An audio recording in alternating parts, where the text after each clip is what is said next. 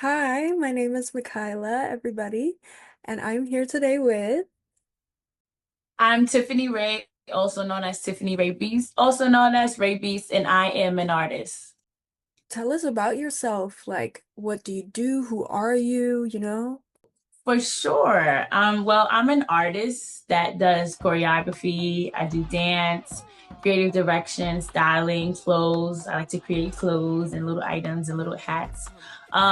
Yeah, so I'm just an all-around creative artist. I don't like to put myself in a box. Mhm. So even though I love doing choreography, I love to learn and still remain a dancer as well.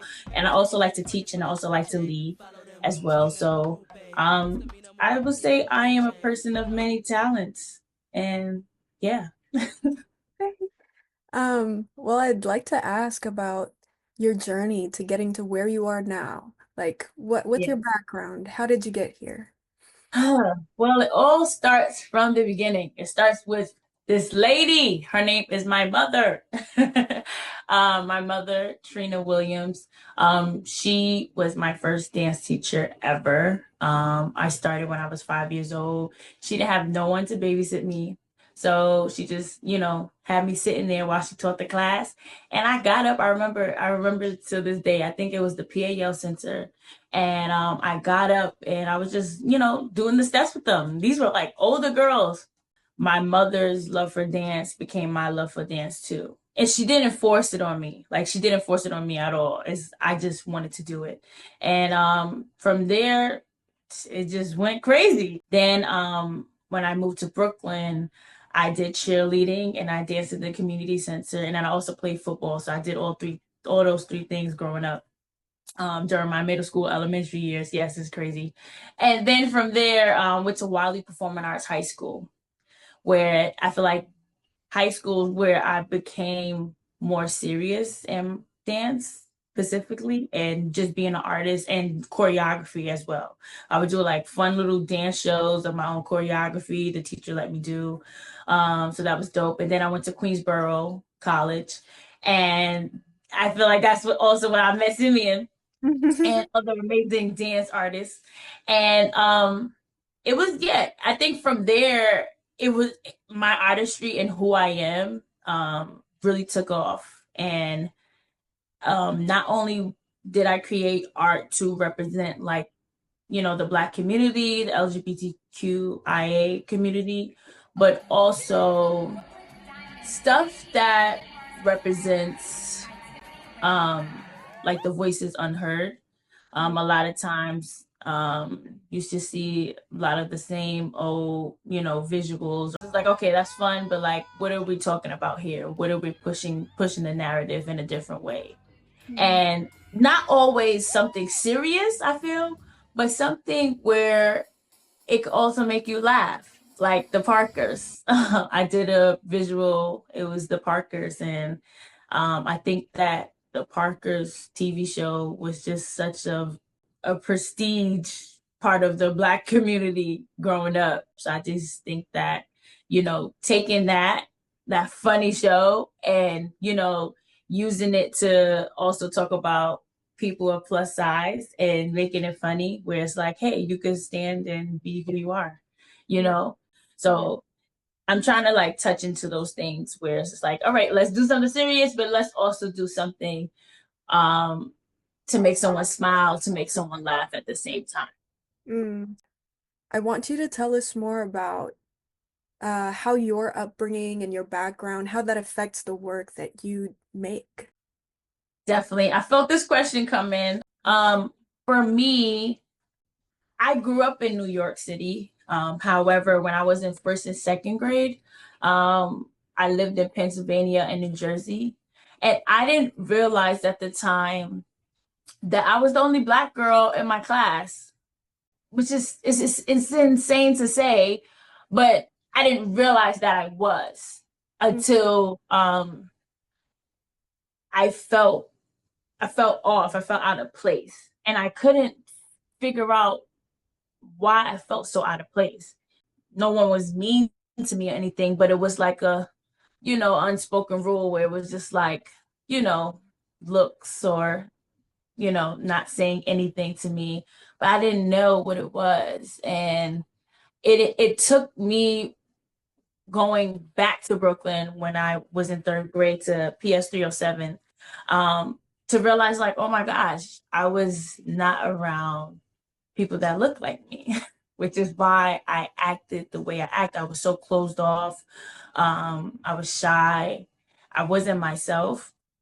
And ever since I came to Brooklyn in third grade, I was just like, I'm not going to be that girl anymore. I am going to, stand out in every possible way, So I think that's where it stems from. And I never told nobody this ever. So it's like, that's something that I thought about. I'm like, okay, that's why I do things how I do them, So that's why I create things how I create them. Also, being in the community as well. It's so much to navigate being in the LGBTQ community, because not only do I have to be with being represented as being gay, but also being Black as well. So I think having both of those things is, is a stigma and it's a challenge, but I don't make it as a challenge. I make it as I take advantage, because you got to take advantage what you can, So I use it to my best ability Mm, to really push the craft and push the narrative as much as I can. I right. hope that makes sense. It does. It does. What would you say helped you walk into that boldness and like that, newfound confidence? I'm not gonna lie, my mother used to tell me this every day.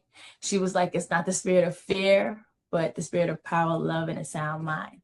And I did not know what the heck she was talking about. I didn't even realize that was a scripture when I was growing up. I was just constantly telling myself that every day, like, all right, you're not gonna be scared. It's not a spirit of fear, but a spirit of power, love, and a sound mind. And I think that it's just God just been guiding me and just helping me navigate and push me in different ways, and just really finding my purpose through God, and making sure that I just leave a light and a powerful legacy for the new generation, you Wow. know?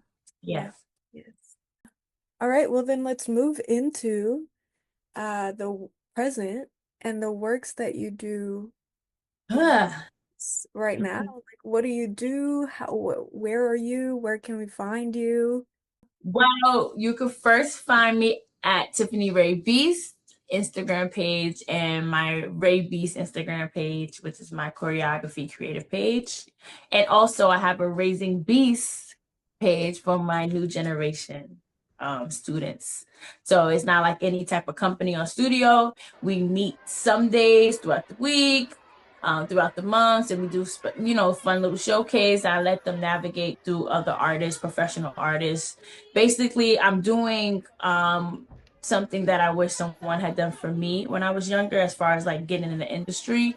Mm. So I'm just being that bridge to let them, figure out a ways to get into the industry. Whether it's like, oh, I know the studio owner, they have a studio and they have amazing kids. All right, go with them, So that's what I'm trying to do. Trying to just bridge the gap Mm. between, the average dancer going from community center to a dancer being booked. So that's what Raising Beast is about. That's my baby right there. So yeah. Okay, love that. Well, do you mind sharing us some tips on how you can cross over? Because, I know a lot of dancers are st trying to make it. Well, what I would say is don't cross over, you know? Um, I would say be yourself. So I think the difference is still be able to cross over to get into the industry, but still remaining of who you are and where you came from. Like you have to make sure that you stay who you are, still being in the industry. And I think that's so important. My biggest advice to anybody who's thinking like, all right, I need to get in the industry, I need to get booked. No, that is that is not what you need to do. First, what I did is I remained myself and I just started creating for me. I started dancing for me because I love dance. I started doing things for me because I love it, not because I'm trying to get booked. If it happens, hallelujah. But don't, don't get so down if it don't happen. Because I have so many opportunities that I had in front of me that just, that was gone. But the thing is, what helped me keep a straightforward mind and a good mental is that I was like, oh, that's okay. I didn't get that job, but guess what? I still got dance. I still got my love for dance. I still got my creativity. I still got this. I still got that. When you have that, that is what's going to help you stay in this industry long term, because you can't let no one define who you are and where you're going and how you need to book something. If Yeah. you book it, if you book it, if you don't, you don't, so. Yeah. How how is the industry for you as a working dancer? What are the challenges? Is it consistent? Do you have to like kind of navigate each day differently? Yes, you definitely, as a dancer, in this industry, you got to make sure you have many hats, making sure you have several incomes as a dancer, as a creative, because you'll have one job the next, and then you won't have a job for 3 months. So it's like, especially if you're doing this full time, you have to be very smart. I think being a smart creative, a smart dancer, a smart artist in general, is, that goes without saying, so um always make sure you have multiple incomes, always make sure that you be smart, and always make sure that you don't rely on just one thing. Don't say like, oh yeah, I got that. No, you're constantly working, you're constantly showing up for things. And even with myself, like after like doing a big gig, I'll still go to class the next day, or I still go to still making sure I go to auditions and not thinking that I just have to just sit down and it's like, oh yeah, I'm great. No, like I'm not thinking about just for that time. I'm thinking about long term. And not even just about booking the job, because it's really not about booking a job, but it's really about getting in those spaces so that other people can see you as well. Yeah. Because it doesn't matter if you book the job or not. I love going to auditions even if I don't book the job, because it helps me practice my craft. It helps me figure out like what to do and what not to do for the future. But it also so they can see my face and they can see like, okay, this is how she looks now. Okay, when she comes back, oh, she looks even better. Yeah. So I feel like that's so important. And then it also shows like um it also shows the choreographer like, okay, she's serious about this. Yeah, it's a give and take. Yeah. You touched on this a little bit, but uh, you mentioned community and networking. How important is that to succeed in this industry? Yes. Community is so important. I just believe in treating people how you want to be treated and vice versa. Always making sure you put your best foot forward and having, a good heart. It's gonna hit so much differently when they finally hit you up and say, "Oh yeah, I would love to use you for this," because you know that you set yourself with good intentions from the beginning, because you wasn't looking for anything in return. All you're looking for is to get that knowledge. So I think that that goes without saying. Just make sure when you networking with people, that is people who you see yourself aligning with. What artist and choreographer aligns with that brand and speaks to you? What artist speaks to your soul? If I don't feel good around you energy wise, then it doesn't make any sense. I can still support your stuff, but I have to make sure that we are aligned energy wise. And it's one is great for my brand, it's great for my purpose, and it also helps me push me to a new dynamic and the goals that I need for my life. That's great advice, honestly. It's like choosing your circle, the people that matter Yes, most are around you.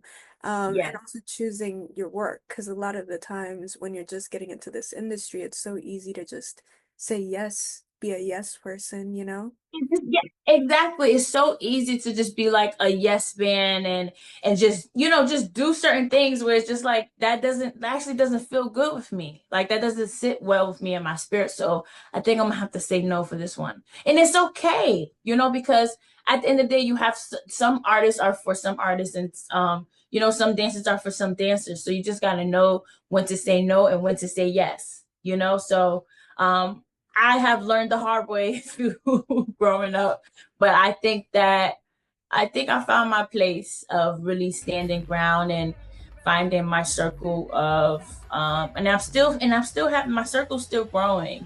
So even though I have my purpose, my circle, their purpose also relates to my purpose. It may not be the same purpose now, but it relates in a way where it's like I'm helping them and they're helping me.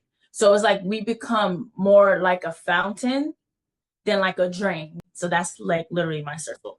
How we work. Thank you for sharing. Thank you. Thank you Yeah. for being vulnerable. I'm just gonna ask you to if promote anything, if there's anything that you want to advertise, any work of yours, you know. Oh yes, yes. Um, Actually, I have lovely video I'm dropping, which is just a cute video. Originally, it was supposed to be like a cute, fun little TikTok video, and it's still a cute little video. I'm saying cute, but it's probably not cute. Not it's probably a bigger thing than what I think it is. But it's a nice video for Black History Month, and I hope people love it. And please check out my page at Tiffany Rae Beast again on Instagram.